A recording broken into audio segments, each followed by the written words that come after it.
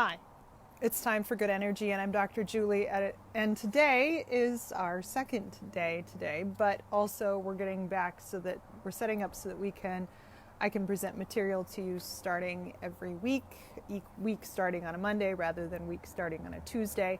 And so today, this point now, is Bodyful Day 43, and we're talking about the sense of touch and how touch and connecting with your sense of touch can reduce pain.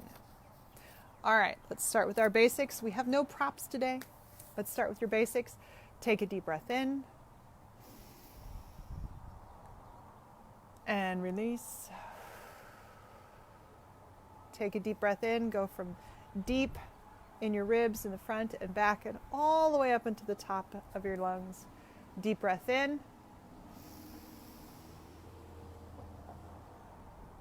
And release. And think about your gunk. It's a Monday, so there may be gunk in there. Take a deep breath in. And release. I'm feeling it up on the top of my head today. All right. Today we are talking about how the sense of touch can reduce pain. Must have been back a couple of months ago. I wrote a Good Vibes Wednesday, and in that Good Vibes Wednesday I talked about the fact that the sense of touch, we talked about mommy and daddy rubbies. When we were kids and we fell down, the first thing that our parents did was rub the owie. And it seems like a pretty not powerful activity to do. It shouldn't have any energy. It shouldn't have additional strength. But when you land on your arm and you get a cut, that cut is going to send pain indicators, pain responses to the spine, which is then going to go up into the brain. And the sense of touch is really cool because if you have a cut here, if you rub around that cut, as in do mommy and daddy rubbies after you've fallen, or mommy and daddy rubbies after you banged your head, what happens is that the nerve endings that are around that injury, nerve endings are pretty widespread. They don't specify a particular location. And so when you rub around and other nerves get chill, cool, calm, rubby information, that is sent to the spinal cord at the same time as your cut injury or your bruise injury or your bash injury. And what happens is that your brain starts to compile that information. It says, hey, it's got rubby information from one location. It's got pain from a generalized location near that.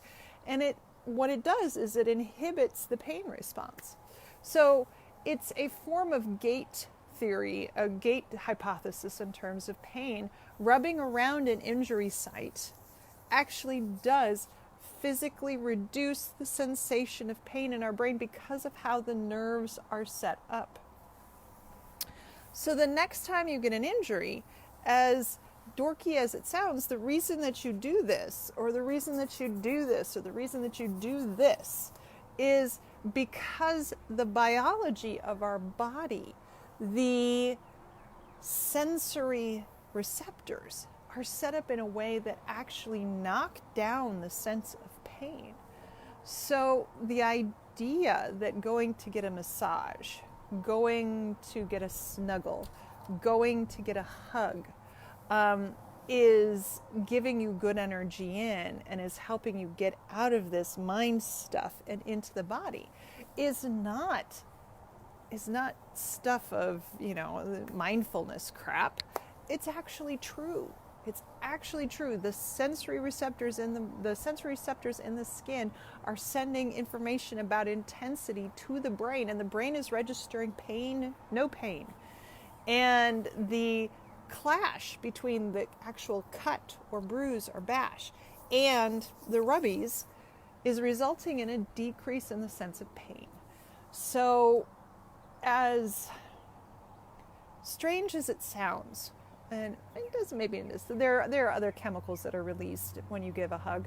Going to get hugs, getting hugs in this time amongst people that you're sheltering in place with, of course, or going to hug a tree, you can do that too, is a great way of having connection with the skin, good sensory information into the skin, which then should tell the brain to lower the pain levels. Because part of being locked up, not locked up, but part of being kept sheltered, part of being isolated, is that there is a gnawing, nagging physical pain that comes from not getting those things, not being as connected as we normally are. And a simple hug is a great way to just kind of chill that system down. So, rubbies, hugs, things that activate your skin sense. In day 8, I talked about, giving yourself a spa day when you wash your hands. Things that you don't normally do, getting out that hairbrush and maybe just brushing your feet, or brushing, your arms, or something where you're getting new touch sensations into your body, is actually going to improve your mood and decrease, even if it's, let's say you've got a sore ankle, is even going to decrease your perception of how sore that ankle is, because of the connection between your sensory system in terms of touch and the connection between your sensory system in terms of pain. All right, I hope that this has been helpful.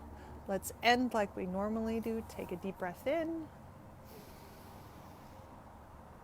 and release. All right, I hope you're doing well. I will see you tomorrow. Take care.